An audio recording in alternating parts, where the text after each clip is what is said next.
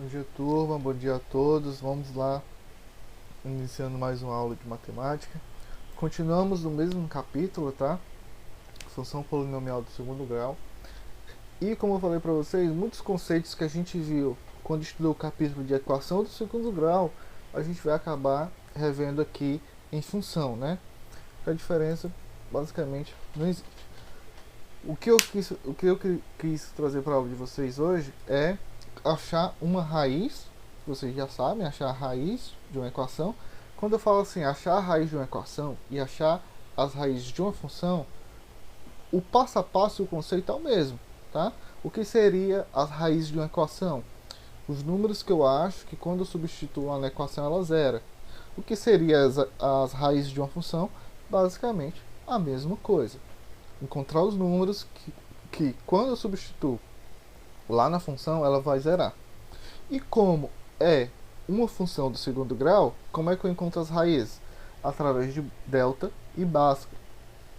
E encontrando as raízes, como a gente está estudando gráfico, a gente vai marcar no gráfico também. Então vamos aqui, ó. Aqui eu tenho uma função, ó, 4x ao quadrado menos 4x mais 1.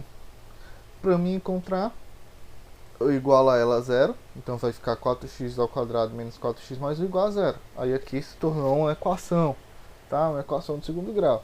Aí eu calculo delta e Bhaskara e encontro as raízes. Então vamos aqui, ó. Para mim calcular o delta, aquela formulazinha lá, ó, b ao quadrado menos 4ac.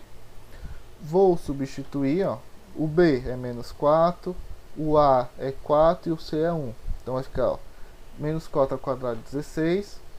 E quando eu vou multiplicar aqui, ó, menos 4 vezes 4 16, 16 vezes 1 menos 16. Delta é igual a zero. Aí lembrem-se daquelas informações. Quando delta é igual a zero, admite apenas uma raiz. Só tem uma raiz, toca o eixo x em apenas um ponto. Que ponto é esse?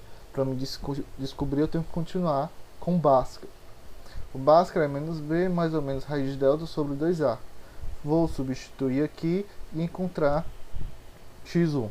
x2, pessoal, vai ser igual, por isso que eu digo que tem apenas umas raízes.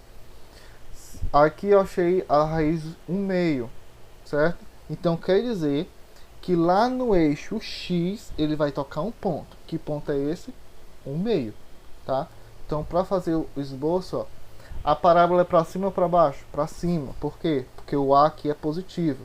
Então o a sendo positivo, eu sei que é uma parábola para cima. O delta sendo igual a zero, eu sei que toca em um ponto. Que ponto é esse? 1 meio. Então você vai fazer o gráfico, marcando aqui no eixo x o ponto 1 meio. Tá ok?